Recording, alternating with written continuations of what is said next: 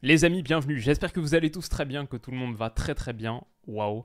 Je sais même plus, les gars, je sais même plus quel superlatif on peut employer quand on parle de ce Manchester City 2023. Encore une performance, encore une production absolument impressionnante. On va bien sûr se passer toutes les images, le résumé tactique approfondi, mais honnêtement, une masterclass de A à Z, de la première à la 90e minute, et j'ai l'impression qu'on dit que ça sur ce City 2023. Mais waouh. Tellement de choses à dire. On va parler d'Arsenal aussi, évidemment.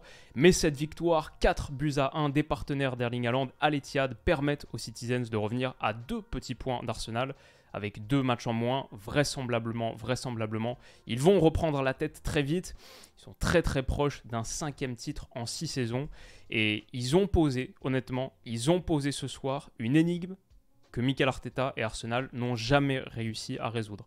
Je crois qu'on ne peut pas sous-estimer à quel point la masterclass tactique de Pep Guardiola est impressionnante. Vraiment, il a dévoré Mikel Arteta, que j'aime beaucoup sur plein de points, mais là, il y a eu vraiment 3 univers d'écart sur la production tactique. Après, il y a plein d'autres choses qu'on peut citer. Évidemment, Arsenal qui était sans William Saliba, ça a pesé. Rob Holding contre Haaland, ça aussi, c'était une boucherie.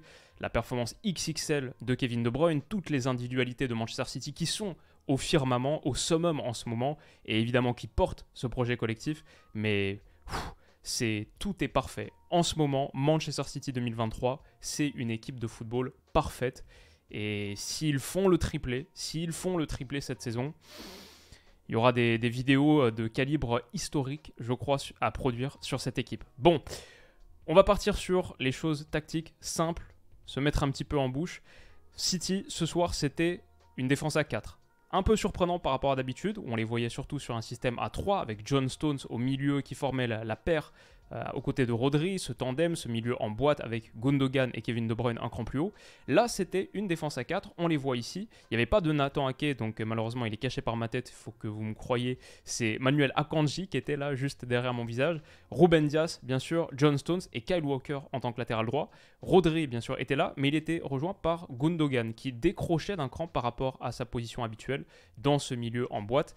Il était ici. Sur sa phase de relance, City a été immaculé et a totalement contrôlé la partie. On voit ici le duo, encore une fois, le quatuor là, ce 4-2-2-2. Martin Odegaard et Granit Xhaka qui essayent de contrôler, de verrouiller cette zone, mais ce n'était pas vraiment le but pour Manchester City de passer par cet axe.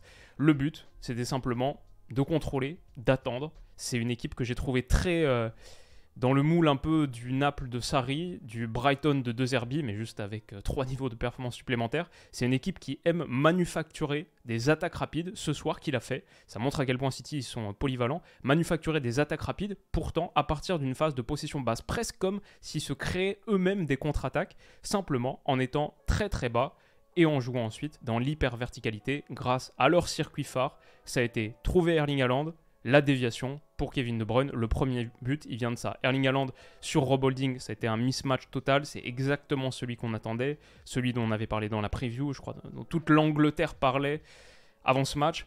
Haaland contre Holding, ça allait être très très difficile et physiquement, au bout de 7 minutes, il prend l'avantage, transmet à Kevin De Bruyne qui attaque dans le grand espace, la verticalité. Kevin De Bruyne, c'est pas forcément le joueur avec la plus grande accélération sur un 100 mètres.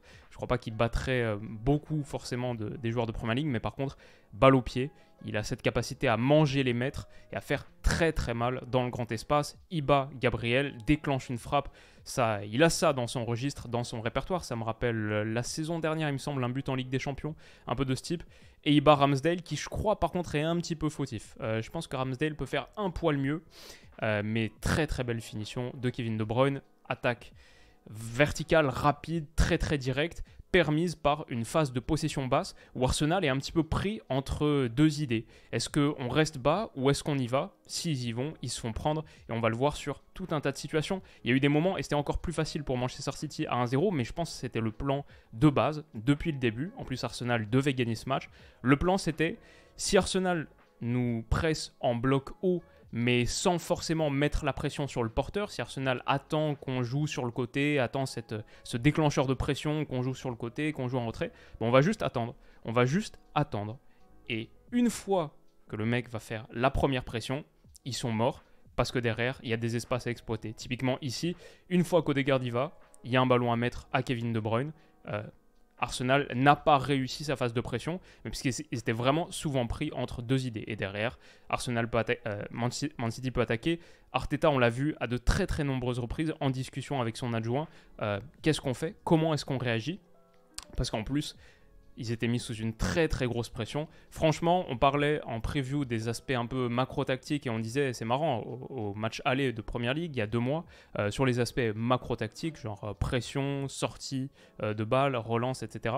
Arsenal avait été plutôt bon, plutôt correct, limite sur de bonnes parties, de bonnes séquences du match avait été supérieur à Man City, mais Arsenal avait fait des grosses erreurs, celle de Tomiyasu, les ratés d'Eddie Nketiah, et c'est ça qui avait fait pencher le match. Macro-tactiquement, ils étaient bons, mais dans les deux surfaces, sur les moments qui font les différences dans un match de foot, bah là franchement, ils n'ont même pas eu, Arsenal, ils n'ont même pas eu la possibilité de montrer à quel point ils avaient peut-être progressé dans les deux surfaces, parce que macro-tactiquement, que ce soit sur leur pression, ils se sont fait trancher, que ce soit sur leur phase de relance, ils se sont fait étouffer, éteindre.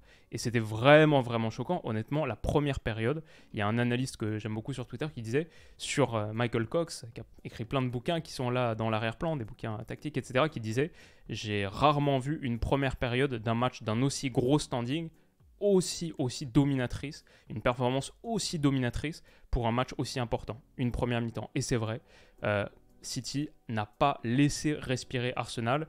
Et Arsenal ne savait pas comment s'y prendre. Guardiola ici qui est très très énervé parce qu'il y a une récupération haute, il me semble, de Bernardo Silva sur Granit Xhaka.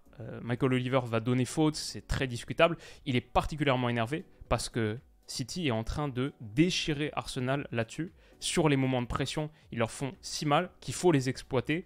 Il faut capitaliser sur ce que Guardiola a fait de parfait. Le plan de jeu, il est immaculé, nickel. On le voit ici demander, dès que ça recule un petit peu, dès qu'Arsenal, parce qu'ils ont eu tellement de mal à pénétrer le dernier tiers, Arsenal, combien de ballons touchés? Je ne suis pas allé regarder, mais Gabriel Jesus, Martin Odegaard, Martinelli, combien de ballons touchés dans le dernier tiers sur la première mi-temps?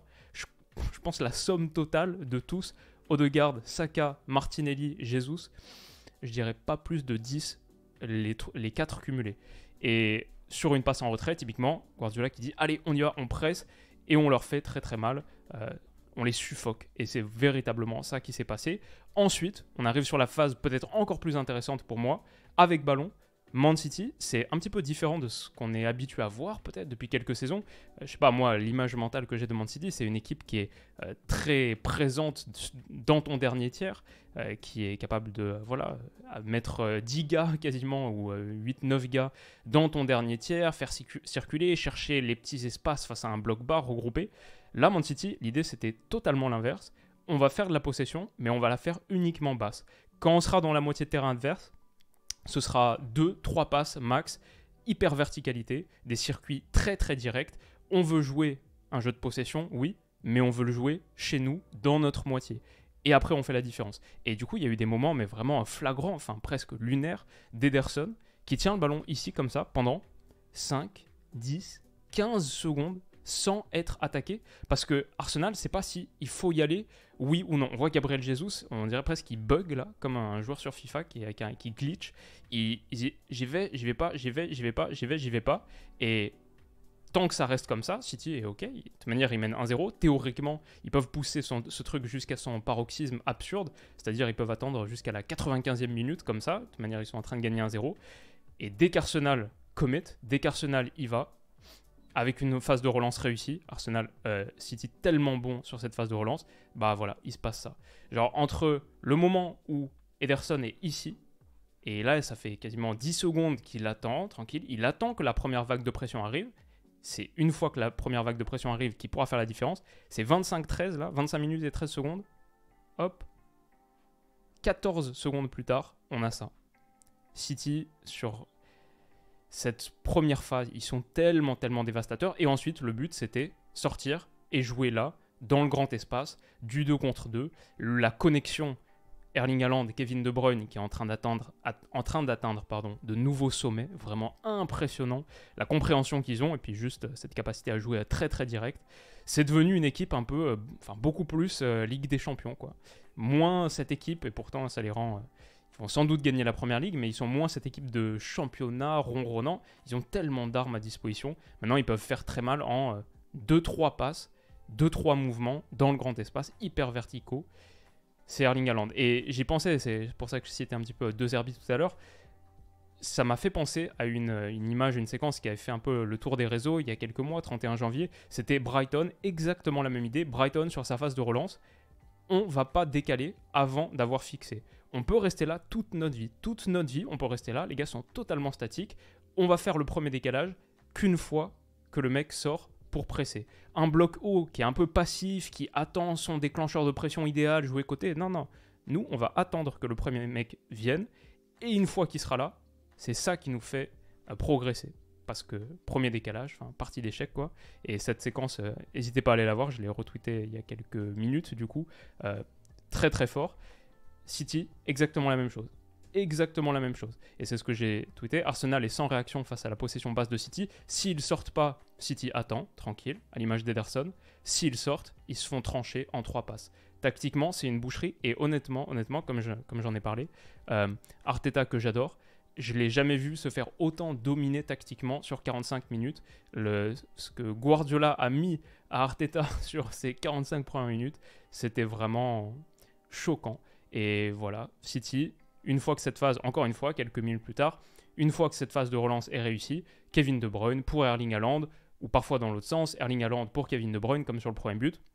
Mais là, en l'occurrence, De Bruyne pour Haaland, grosse occasion, derrière double contact, et finalement... Si cette première mi-temps, ça finit pas 5-0, c'est uniquement grâce à Ramsdale. Et aussi parce que City a un peu croqué. Genre là, Haaland, il peut peut-être transmettre à De Bruyne. Il peut aussi simplement, sur son pied gauche, à 6 mètres, 7 mètres des buts, la mettre. Il a raté pas mal de grosses occasions. Il se rattrape à la fin avec le but de 4-1. Mais je pense que si ça finit sans but d'Erling Haaland ce match, il y a pas mal de parieurs qui sont totalement désespérés. Et lui-même. Donc voilà, simplement, encore une fois, une autre séquence, exactement la même chose. Il n'y a eu que ça, j'ai l'impression. Ederson, tranquille, qui attend. Et une fois qu'il y a le mec qui vient impulser la pression, on réussit à faire le décalage. City est tellement confortable sur cette phase de pression. Et hop, qu'est-ce qui se passe 15 secondes plus tard, et ben voilà, tu es en train d'attaquer le grand espace.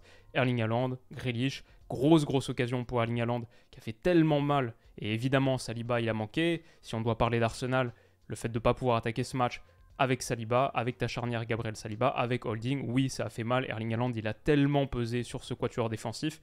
Et Guardiola qui se prend la tête entre les mains sur les nombreux ratés d'Haaland parce qu'il est en train de se dire mais on fait le match parfait là, je pourrais pas mieux écrire ce match sur le tableau noir sur l'ardoise blanche, l'inverse, sur l'ardoise noire sur le tableau blanc.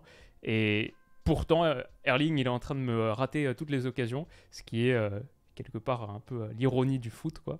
Pas le truc auquel tu t'attends. Mais voilà, franchement, entre Guardiola, Arteta, cette première mi-temps, une boucherie. Comme je l'ai dit, il faut vite sortir le plan B, sinon ce sera un massacre. Et honnêtement, ça a été ça parce que Erling Haaland, encore une fois, au duel sur Thomas Partey, auquel il a fait mal aussi, il obtient la faute. Haaland, il a tellement pesé sur cette défense. C'est le coup franc, tapé par Kevin De Bruyne qui aura donc planté un doublé mais aussi donné une passe décisive puisque ce coup franc il est repris de la tête par John Stones. Ça fait 2-0 juste avant la mi-temps, ce but il fait mal mais il est totalement logique, totalement mérité et effectivement John Stones était couvert par le pied de Ben White.